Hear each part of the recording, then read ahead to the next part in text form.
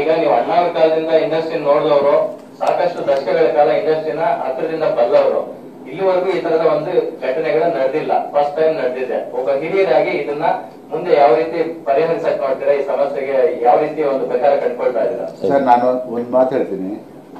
ನಾನು ಇದನ್ನ ಇಲ್ಲಿವರೆಗೂ ಇಂಥ ಘಟನೆಗಳನ್ನ ನೋಡಿರ್ಲಿಲ್ಲ.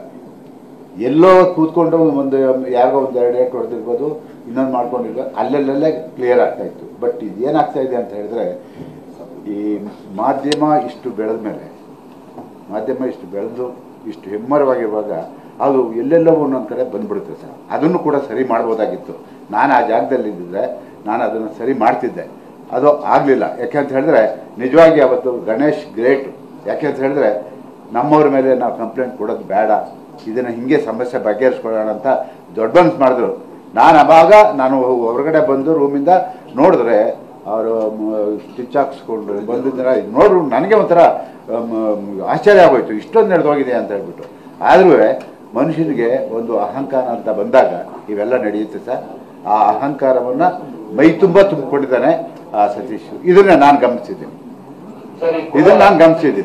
ದಯವಿಟ್ಟು ನಾವು ನಿಮಗೆ ಕ್ಲಾರಿಫಿಕೇಶನ್ ಕೊಡೋದಕ್ಕೆ, ಸತ್ಯ ಏನು ಅನ್ನೋದನ್ನ ಹೇಳೋದಕ್ಕೆ ನಾನು ಇಲ್ಲಿ ಬಂದಿದ್ದೀನಿ ಹೊರತು ಬೇರೆ ಯಾವ ಇದನ್ನು ನಾನು ಟೀಕೆ ಮಾಡೋದಾಗಲಿ ಅವನು ಇನ್ನೊಂದಾಗಲಿ ಅಲ್ಲ. ನಾನು ಸತ್ಯ ನಡೆದಿರೋದನ್ನ ನಿಮ್ಮ ಮುಂದೆ ಹೇಳಿದ್ರೆ ಆ ಜನರಿಗೂ ಗೊತ್ತಾಗುತ್ತವೆ.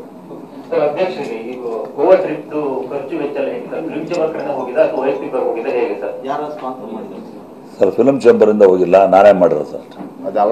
ನಮ್ಗೆ ವೈಯಕ್ತಿಕ, ಅದು ಯಾರ್ದು ಇಲ್ಲ. ಫಿಲ್ಮ್ ಚೇಂಬರ್ ಖರ್ಚು ಮಾಡೋಕ್ಕೆ ಆಸ್ಪದ ಇಲ್ಲ. ನಾವು ಔಟ್ ಆಫ್ ಸ್ಟೇಟ್ ತೊಗೊಂಡು ಮಾಡೋಂಗಿಲ್ಲ. ವಿತಿನ್ ದಿ ಸ್ಟೇಟ್ ಆದರೆ ಮಾಡ್ಬೋದು. ನಮ್ಮ ಬೇಲ ನಾನು ಪರ್ಮಿಟ್, ನಾನು I made my own arrangement. ನಾನು ಅಧ್ಯಕ್ಷ ಗೆದ್ದ ಮೇಲೆ ನನಗೊಂದು ಆಸೆ ಇತ್ತು, ಇನ್ನೊಂದು ಟ್ರಿಪ್ ಇನ್ಮುಂದೆ ಮಾಡಲ್ಲ.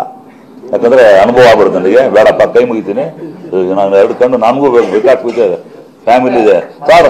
ಒಂದು ನಿಮಿಷ, ಒಂದು ಕೂದಲ ಹೆಂಚಲ್ಲಿ ಆ ಚಾಕು ನನಗೆ ಬೀಳ್ಬೇಕಾಗಿತ್ತು ಸರ್. ನಾನು ತುಡಿ ಹೊರದೋಯ್ತು, ರಕ್ತ ಬ್ಲಡ್ ಶೆಡ್ ಆಯ್ತು. ನಾನು ಯಾರಿಗೂ ಹೇಳಿಲ್ಲ. ಕೂದಲ ಹೆಂಚೆ ನಾನು ತುಡಿ ಓಪನ್ ಆಗಿತ್ತು, ಹಂಗೆ ಕ್ಲೋಸ್ ಮಾಡ್ಕೊಂಡಿದ್ದೀನಿ ಸರ್. ಗೊತ್ತಿಲ್ಲ ನನಗೆ, ಬೆಡ್ ಇದೆ ಗೊತ್ತಿಲ್ಲ ಸರ್. ಅವನು ಎಲ್ಲ ಹಿಂಗಿತ್ತಲ್ಲ ಸರ್. ಸರ್ ಕತ್ತಿ ಹಿಡ್ಕೊಂಡಿದ್ದ ಸರ್, ತಮಾಷೆ ಅಲ್ಲ, ಕತ್ತಿ ಹಿಡ್ಕೊಂಡಿದ್ದ ಸರ್. ಆ ಕತ್ತಿ ಬಿಡುತ್ತೆ ನೋಡಿ ಕೈಗೆ, ಬಿಡ್ತಾ ಇಲ್ಲ ಸರ್ ಅವನು.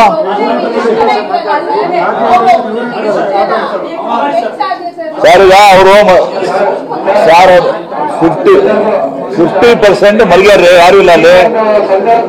ಜನ ಇದ್ದಾರೆ.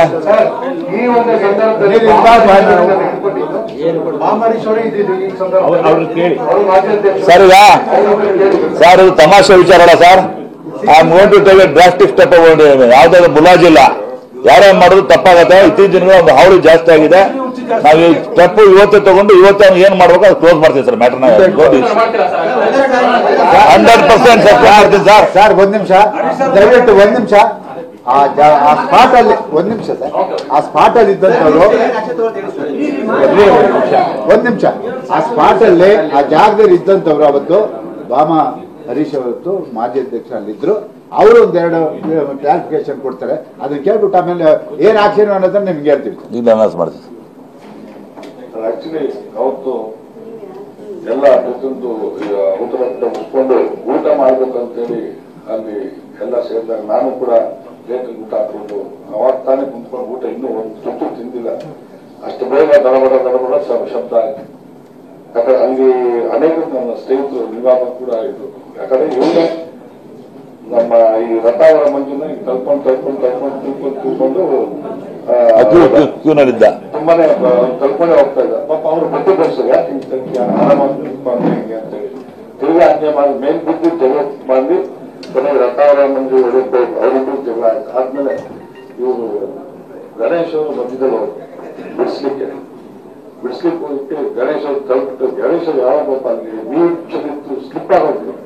ಸ್ಲಿಪ್ ಆಗಿದ್ದಕ್ಕೆ ನಿಮಗೆ ಪ್ಲೇಟ್ ಅರ್ಧ ಪ್ಲೇಟ್ ಏನಕ್ಕೆ ರಾಜಂದು ಸರಿಯಾಗಿ ಮೂಗಿಗೆ ತಲೆ ಎಲ್ಲ ಹೋಗ್ತಾ. ಆಮೇಲೆ ನಾವು ಕೂಡ ಬಿಡ್ಸಕ್ ಹೋದೋ ನಮ್ಗೆ ನಮ್ಮ ಸುರೇಶ್ ಅವರು ಚೂರು ಪ್ರತಿಗೆ ಸ್ವಲ್ಪ ಲೇಟ್ ಆಯ್ತು. ಆಮೇಲೆ ನಮ್ಮ ಆಸ್ಕರ್ ಕೃಷ್ಣ ಅಂತೇಳಿ ಪ್ರೊಡ್ಯೂಸರ್ ಅವ್ರ ಮೇಲೆ ಕೂಡ ಅಟ್ಯಾಕ್ ಮಾಡಕ್ಕೆ ಪ್ರಯತ್ನ ಪಟ್ಟಿದ್ದಾರೆ. ಹೌದು, ಅವತ್ತಾದ್ಮೇಲೆ ಟೋಟ್ಲಿ ಅವತ್ತು ಫುಲ್ ಹಾಲು ಬೆಚ್ಚೆದ್ದಾಗಿತ್ತು. ತುಂಬಾನೇ ಬೆಚ್ಚೆತ್ತು. ಬಹಳ ಬೇಸರ ಆಯ್ತು.